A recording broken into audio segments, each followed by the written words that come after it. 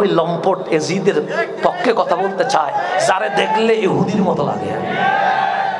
নাপাক এক নাপাকের পক্ষে কেমনে কথা বলে মানুষ, আমি বুঝি না।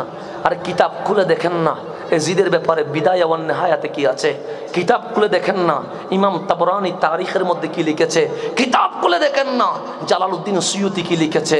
এক নম্বর বসে এজিদ মাদক সেবী ছিল, 2 নম্বর এজিদ নামাজ তরককারী ছিল, 3 নম্বর এজিদ নর্তকী নিয়ে জেনাতে লিপ্ত ছিল, 4 নম্বর এজিদ আলে রসুলকে শহীদ করেছে, 5 নম্বর এজিদ মসজিদে নববীতে গোড়া গাঁদা দিয়ে পেশরাব পায়খানা করে করাইয়া নবীর মসজিদ অপবিত্র করেছে, 6 নম্বরে আল্লাহর কাবার চাদর পর্যন্ত জ্বালিয়ে দিয়েছে। এটার নাম এজিদ। এটার নাম কি? এটার নাম কি?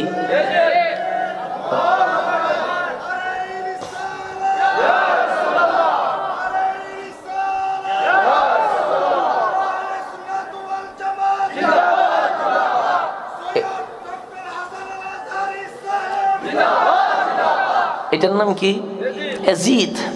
যার কবর কোথায় কেউ জানে না, যার কবর কোথায় কেউ জানে না। আর মরছে কেমনে? যেদিন হোসাইন শহীদ হয়েছে সেদিন এজিদ একটা রোগে আক্রান্ত হয়েছে, রোগের নাম তৃষ্ণা রোগ। শুধু তৃষ্ণা লাগে কিন্তু পানি পান করতে পারে না। এটা হচ্ছে এজিদের রোগ হয়েছে।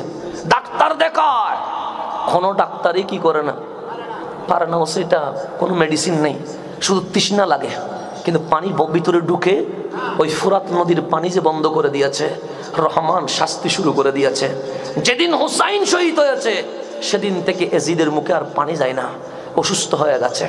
এখন এই অসুখ অবস্থায় ডাক্তার পরামর্শ দিয়েছে বাহিরে গেলে মনে হয় ভালো লাগবে, যান শিকারে যান। এখন শিকারে যাচ্ছে, ঘোড়ার উপরে একটা বানর নিচে, শিক্ষিত বানর। অর্ধেক যাওয়ার পর বানর হারাই গেছে। বানর কি গেছে? এখন হারাই যাওয়ার পর ঘোড়া নিয়ে এসে এখন ভিতরে জঙ্গলের ভিতরে ঢুকছে। ঘোড়াকে বলে সামনে যা, বানরটা খুঁজে দেখি। হঠাৎ দেখে মাঝখানে ঘোড়া পাগল হয়ে গেছে। এখন এজিদের রশি ঘোড়ার সাথে বাঁধা ছিল, এখন ঘোড়া পাগল হওয়াতে এজিদ পড়ে গেছে। ঘোড়া সামনের দিকে যাচ্ছে আর এজিদ শেষরানিতে আছে। শেষরাইতে পুরা শরীর অংশ খণ্ড বিখণ্ড হয়ে গেছে।